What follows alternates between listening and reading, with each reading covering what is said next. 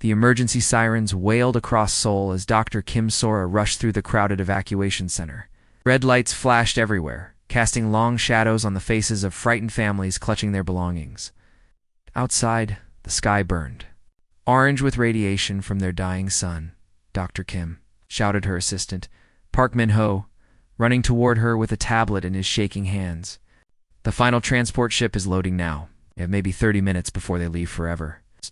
Sora stopped at her command station and looked at the numbers on her screen. 12 million people had already left Earth on massive colony ships. They were heading to distant planets, hoping to build new homes under alien suns.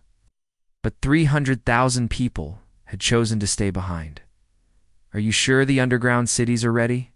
she asked Park Jin-ho, the man in charge of the deep shelter system. His face was covered in sweat from working nonstop for days. "The bunkers go down 5 kilometers, Jin-ho said, wiping his forehead. "We have enough supplies for generations. The geothermal power systems are working perfectly. We can survive down there." Through the thick glass windows, Sora watched another huge ship lift off from the launch pad. Its engines glowed bright blue as it climbed toward the stars. Inside were thousands of people who would never see Earth again. Children pressed their faces against the small windows, watching their home planet shrink away. "Dr. Kim, you can still go," Min-ho said quietly. "There's a seat reserved for you on the last ship. You don't have to stay here and die." Sora shook her head. "Someone needs to watch over our world. Someone needs to make sure Earth doesn't truly die." The ground shook as another solar flare hit the upper atmosphere. The temperature outside was already rising. In a few years, the surface would be hot enough to melt metal. Most scientists believed nothing could survive what was coming. "The other colonies think we're crazy for staying," said Lee Haigi, one of the younger scientists. Was only 25, but she had volunteered to spend her entire life underground. "They say we're throwing our lives away." "Maybe they're right," Jin-ho said with a sad smile. "But this is our home. We were born here. Our families are buried in this soil. If Earth is going to burn, then we'll burn with it." The final evacuation ship was almost full. Families said their last goodbyes to relatives who were staying behind. Children cried as they were separated from grandparents who refused to leave. It was the most heartbreaking day in human history. "All systems are green for the underground cities," reported Kim Gwan from her engineering station. "The air recycling works perfectly. The hydroponic farms are growing food. The water purification systems can last for centuries." Sora nodded, but her heart was heavy. They had built an amazing survival system, but they were still trapping themselves in a burning world. The surface would become hell. They would live like moles, never seeing natural sunlight again. "Dr. Kim, there's something else," Jin-ho said. In a low voice, "The quantum research labs are still running, the projects you started before the crisis. Some of the experiments are showing interesting results." "What kind of results?" Sora asked. "Extreme heat is affecting our equipment in unexpected ways. The quantum processors are running faster than ever before. It's like the energy from the solar flares is charging them up." The last transport ship began its final boarding call. People ran across the launch pad carrying their last possessions. Some stopped to grab handfuls of Earth's soil, wanting to take a piece of home with them to the stars. "Attention all remaining personnel," announced the ship's captain over the radio. "This is your final chance to evacuate. Once we leave, no rescue missions will be possible." Sora looked around at her team. These brave people had chosen to stay. With their dying planet, there were scientists, engineers, farmers, and doctors. They believed they could find a way to survive anything. "Are you ready?" she asked them. "Ready," they all answered together. The last ship lifted off as the sun set for what might be the final time on Earth's surface. Its engines roared as it climbed into space, carrying the last refugees to safety among the stars. The people left behind, watched from their underground windows until it disappeared completely. "So this is it," Min-ho whispered. We're alone now?" "Not alone," Sora said firmly. "We have each other, and we have something the colonies don't have." "What's that?" Ji-won asked. "We have Earth herself. This planet has survived ice ages, asteroid impacts, and volcanic eruptions. She's tougher than Anyone realizes, and so are we. As the first underground city sealed its doors, the surface began to glow with increasing heat. The galaxy believed Earth was finished. The human colonies thought their homeworld would become a lifeless rock. They were all wrong. Deep beneath the burning surface, something extraordinary was about to begin. The people who stayed behind would discover that sometimes the greatest strength comes from refusing to run away. They would learn that fire doesn't always destroy. Sometimes it transforms. 50 years had passed since the last ship left Earth, on the colony world of New Harmony. Lee Min-ho walked slowly to the front of the council chamber. His hair was now gray and deep lines covered his face. He had spent his whole adult life trying to build a new home for humans among the stars. The room was filled with representatives from 12 different worlds. They all wore special suits to help them breathe in the artificial atmosphere. None of them looked truly healthy. Living on alien planets had made them weak and pale. "The situation is getting worse," Min-ho said to the crowd. His voice was tired. "The hegemony aliens now call us a developing species. They say we need their protection like children." People in the audience began talking angrily among themselves. The hegemony was a group of 3 powerful alien races that controlled this part of the galaxy. They had been kind to humans at first, but that had changed over the years. "What does that mean exactly?" asked Park Soo-yeon, a representative from the mining colony of New Seoul. She was young, born on an alien world, and had never seen Earth's natural blue sky. "It means they can control everything we do," answered Choi Hyena, the Alliance's chief diplomat. She stood up and adjusted her breathing mask. "The Kelter aliens are demanding we pay them tribute money for protecting our orbital stations. The Vorthok want permission to mine our asteroid belts for free." The room erupted in angry voices. Representatives shouted that this was unfair. Others argued they had no choice but to accept the alien demands. "We have no real military," said Commander Kim Tae-yoon from the Outer Rim colonies. "Our ships are designed for exploration and transport, not fighting. The aliens have weapons we can't even understand." Min-ho nodded sadly. When humans first arrived at these distant worlds, they had been grateful for any help. The aliens had shared their technology and shown them how to survive on planets with strange gravity and toxic air. But now humans depended on that alien technology for everything. "Look at us," Min-ho said, pointing to the people in the room. "We can't breathe without artificial air. We need special medicine to stay healthy under these alien suns. Our children are born weak because our bodies weren't designed for these worlds." In the back of the room, Dr. Lee Ji-soo raised her hand. She was a medical researcher who studied how human bodies were changing on the colony worlds. "Our birth rates are dropping," she reported. "Children born here have weaker bones and smaller lungs. Some colonies are having trouble having healthy babies at all. It's because we've scattered ourselves across too many worlds," Min-ho said. 40 colonies spread across 12 star systems. Each colony has maybe 50,000 people. We're too small and too separated to defend ourselves." Park Soo-yeon looked confused. Spreading out was supposed to keep us safe. If one colony failed, the others would survive. "Instead, we made ourselves easy targets," replied Choi Hyena. "The aliens can control each colony separately. They don't need to fight all of humanity at once. They just squeeze us one world at a time."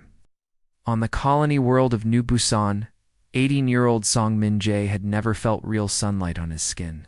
He lived inside a domed city where the air was manufactured and the light came from artificial lamps. His grandmother sometimes told him stories about Earth's blue sky and white clouds. But to him, they sounded like fairy tales. "The older generation talks about Earth like it was paradise," Min-jae said to his friend Kim Yuna as they walked through the dome's central park. "The trees were real, but they grew under fake sunlight. But Earth is dead now. This is our home." Nodded, but she felt sad when she looked at the gray metal walls that surrounded their city. "Sometimes I dream about open spaces," she said. "Places where you can walk for hours without hitting a wall."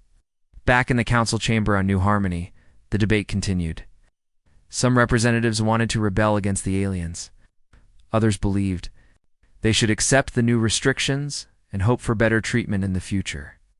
"We could try to unite all the colonies," suggested Kim Tae-yeon. Form a real military alliance? With what? Minho asked. Our ships are 50 years old. Our weapons are designed for hunting wild animals, not fighting space battles. The aliens have been building warships for thousands of years. Then what? Do you suggest we do? Asked Park Soo-yeon angrily. Just give up? Minho was quiet for a long moment. He thought about the choice humans had made 50 years ago. Most had fled to the stars to escape the dying Earth. But some had chosen to stay behind. Everyone assumed those people had died when the planet's surface burned. He said slowly, "We made the wrong choice." "What do you mean?" asked Choi Hyena. "Maybe running away wasn't the answer. Maybe we should have found a way to fight." The room fell silent. Everyone knew that Earth was gone. The sun's radiation had made the surface uninhabitable. Any humans who stayed behind were surely dead by now. But deep in space, old radio signals sometimes carried strange transmissions from the direction of Earth's solar system. Most people assumed they were just cosmic, background noise. They were wrong. 3 kilometers below the burning surface of Earth. Dr. Kang Yuna walked through the corridors of Laboratory Complex 7. The walls around her glowed with a soft blue, light that came from living crystals grown in the underground labs. Outside the thick metal doors, the temperature was hot enough to melt copper, but inside the labs, it felt comfortable and cool. "Yuna, the quantum forges are working perfectly today," said her research partner, Nam Tai-ho, as he looked up from his computer screen. His eyes had a strange glow to them, like tiny stars shining in the dark. All the people who lived underground now had eyes like this. It helped them see better in the deep tunnels. Yuna smiled and touched the control panel with her bare hand. Her skin looked different too. It was stronger and could handle much more heat than normal human skin. Her body had changed over the 50 years since the surface world burned. The underground people had changed. "The forest in Section 12 is growing faster than we expected," Tai-ho continued. "The new trees are producing more oxygen than we need. We might be able to expand to Section 13 next month." Yuna nodded and walked to the large window that looked out into the underground forest. It was an amazing sight. Huge trees grew. In the volcanic heat, their leaves glowing with natural light. Strange flowers bloomed in colors that didn't exist on the old Earth's surface. Rivers of clean water flowed between the trees, heated by the planet's core, but filtered by their advanced technology. "It's hard to believe the surface colonies think we're all dead," Yuna said, watching children play among the glowing trees. These children had been born underground. They were stronger and smarter than their parents. Their bodies were perfectly designed for this hot, deep world. "Maybe it's better that way," Tai-ho replied. "While they struggle to survive on alien planets, we've built something incredible here." The underground cities were nothing like the old surface cities. They were carved into the rock itself, following the natural paths of ancient lava tubes. The buildings curved and flowed like living things. They were built using new technology that could shape metal and stone like clay in the deepest parts of the cities. Massive machines called quantum forges created anything the people needed. These machines used the planet's own energy to build tools, computers, and even food from basic atoms. They could make things that seemed impossible. "The consciousness network is expanding again," Tai-ho said, touching a glowing panel on the wall. "We now have direct brain connections to the quantum cores in all 7 city complexes." This was perhaps the most amazing change of all. The underground people had learned to connect their minds directly to their computers. They could think at incredible speeds and share knowledge instantly with each other. A scientist in City Complex 1 could share her discoveries with researchers in City Complex 7 in seconds. Dr. Park Min-zo, the chief engineer of the deep cities, joined them in the laboratory. Her hair had turned silver white from the underground environment, but her face looked young and strong. "The expansion into the magma chambers is going well," she reported. "We've figured out how to build cities that float directly in molten rock." "Floating in lava?" Yuna asked, amazed. "The new materials we've developed can withstand any temperature," Minseo explained. "We're not just surviving down here anymore. We're thriving in conditions that would kill any other form of life in the galaxy." Above them, far overhead, Earth's surface was a hellish wasteland of burning rock and toxic gas. The sun's radiation had turned the ones green, its planet into something like the surface of Venus. Any normal human would die in seconds if they went outside. But the underground people were no longer normal humans. Young Kim Soo-yoon, who was only 16 but already a brilliant engineer, ran excitedly into the laboratory. Dr. Kang, you have to see what we've discovered in the deep thermal vents. Led them to an elevator that traveled down even further into the Earth's crust. They descended for several minutes, going deeper than any human had ever gone before. Finally, they reached a vast cavern filled with pools of glowing liquid. We found naturally occurring quantum crystals growing in the magma, Soo-yoon explained excitedly. They're forming complex patterns on their own. It's like the planet itself is becoming a giant computer. Taiho's eyes widened as he scanned the crystals with his handheld device. These readings are incredible. Crystals are processing information at speeds we've never seen before. It's like Earth is waking up, Yuna whispered, staring at the beautiful, glowing formations. The underground people had not just survived. They had discovered things about their planet that no one had ever imagined. While their cousins in the distant colonies struggled with alien technology they didn't understand. The Earthborn had learned to work with their planet's own power. They had become something new, something stronger, something that could live and grow in conditions that would destroy any other life form. The surface colonies think Earth died 50 years ago, Minseo said quietly. They have no idea what we've become. Maybe someday we'll show them, Taiho replied, his glowing eyes reflecting the light of the quantum crystals. Maybe someday we'll show everyone. Deep in the heart of their transformed world, the children of Earth had learned to dance with fire itself. They were no longer the weak refugees who had hidden from the dying sun. They had become something far more powerful.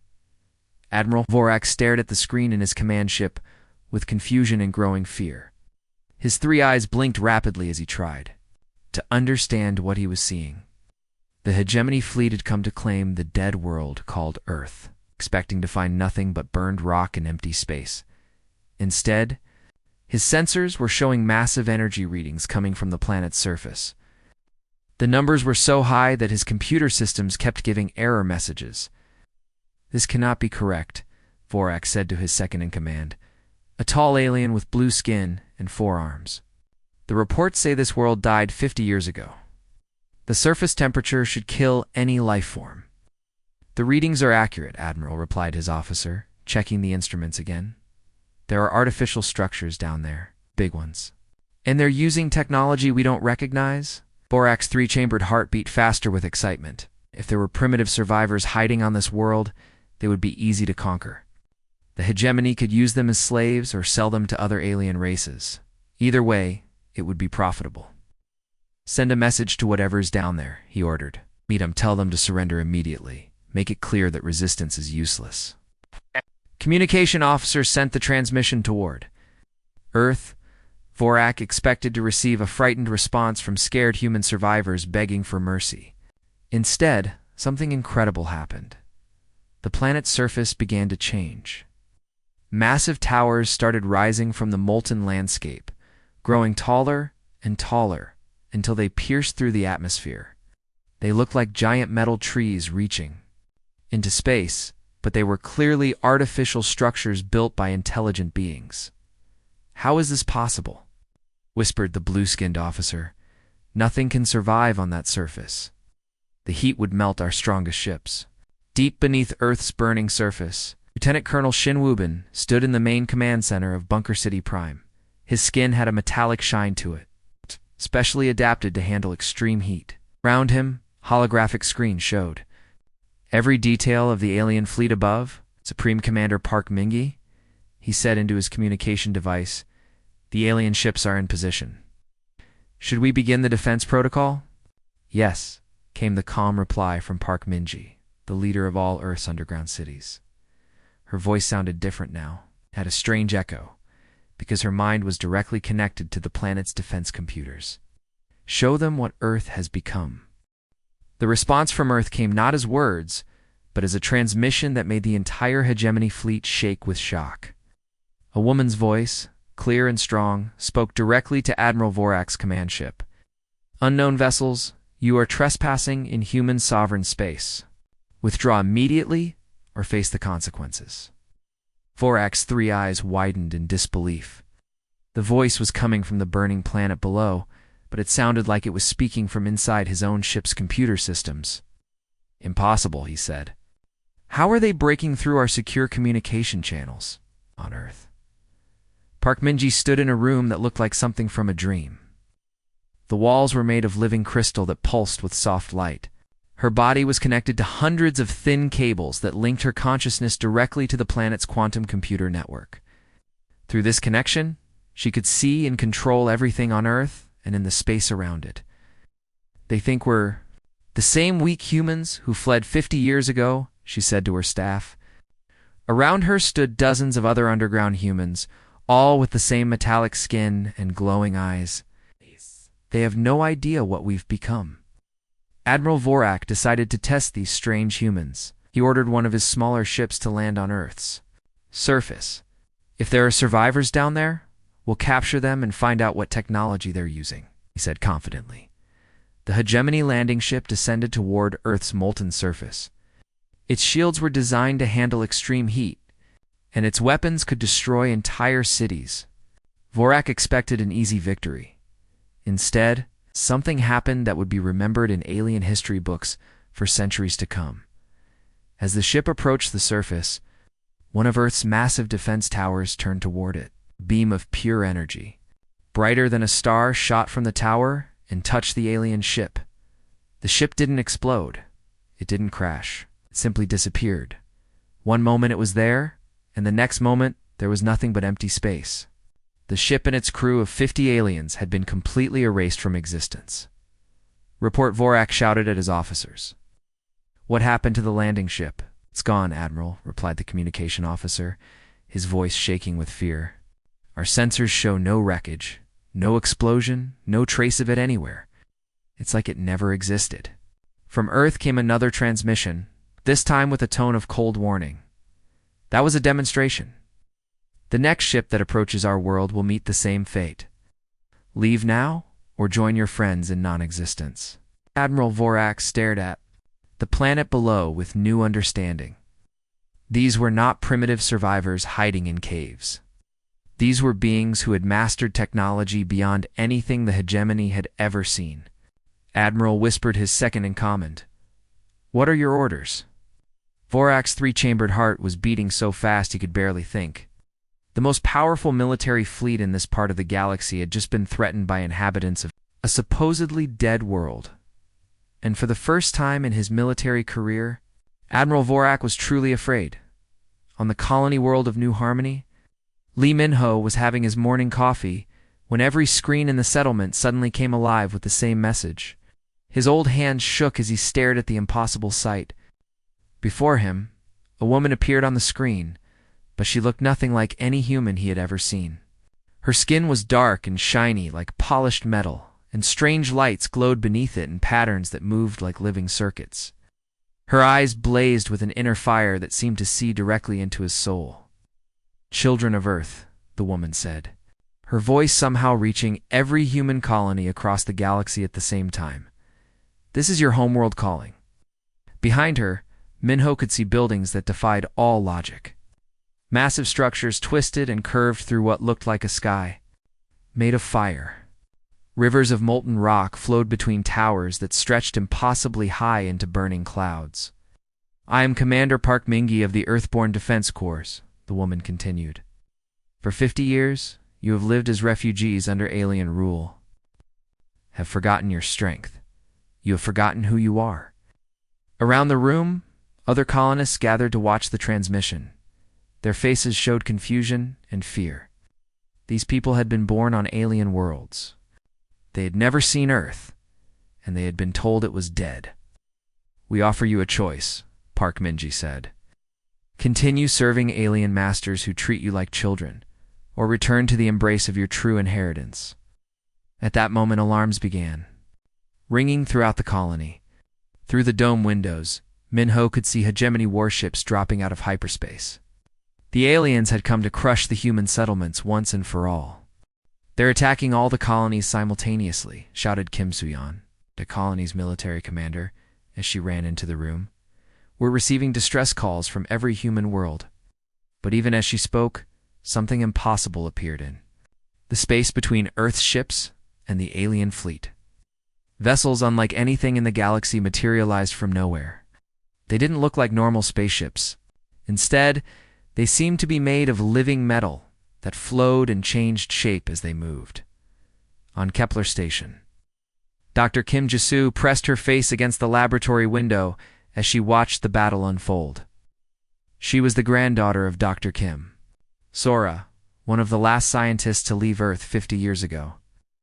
Her grandmother had often told her stories about their homeworld, but Jisoo had always thought they were just fairy tales. "This is impossible," she whispered as she watched the Earth ships engage the hegemony fleet. "Those vessels are breaking the laws of physics." The alien warships fired their most powerful weapons at the strange Earth vessels. Energy beams that could destroy mountains struck the flowing metal ships directly. But instead of exploding, the Earth ships seemed to absorb the energy and become even stronger. "Captain Osungyan, to all Earth vessels," came a voice over the communication channels. "Begin liberation protocol. Show these aliens what humanity has become." The voice belonged to a man aboard the largest Earth ship, a massive vessel that looked like it had been forged in the heart of a star. Its crew moved with perfect coordination, as if they shared a single mind. "Colonies are secure," Captain O reported as his ship's weapons fired. But these were not normal energy beams. They seemed to reach across space and simply erase the alien ships from existence. One by one, the hegemony vessels vanished. The aliens' advanced technology, which had dominated the galaxy for thousands of years, crumbled before weapons that operated on principles no one could understand. Admiral Vorak, watching from his flagship, could not believe what he was seeing. "Retreat," he ordered his fleet. "All ships, retreat immediately." The surviving alien vessels fled into hyperspace, leaving the human colonies free for the first time in decades, on New Harmony. The colonists stared in amazement as Park Minji's image appeared on their screens again. "The galaxy believed Earth died 50 years ago," she said with a smile that was both beautiful and terrifying. "They were wrong. Earth did not die. Earth transformed. Who are you?" Lee Minho asked, speaking to the screen as if she could hear him. "We are what you could have become," Park Minji replied, as if she truly had heard his question. "We are the children who did not flee the flames. We embraced the fire and learned to dance with it." Around the colonies, the Earth ships began landing. Their crews emerged wearing no protective suits, even on worlds with toxic atmospheres. Their transformed bodies could survive in any environment. "You have a choice now," Park Minji continued. "You can remain on these alien worlds, living as you always have. Or you can come home to Earth and discover what humanity can truly become." Young Kim Jisoo made her decision immediately. She packed her few belongings and headed for the nearest Earth ship. As she walked up the boarding ramp, she felt the ship's living metal surface respond to her touch. "Welcome home, child of Earth," said the ship's captain, a woman whose eyes glowed like stars. "Are you ready to see what you really are?" All across the galaxy, humans made the same choice. Some stayed on their colony worlds, but many returned to Earth. They came home to a world that had been transformed by fire into something beyond imagination. The dead world lived again. Its children had returned not as refugees, but as inheritors of an inferno that had forged them into gods. Earth had not just survived, Earth had evolved, and now the galaxy would never be the same.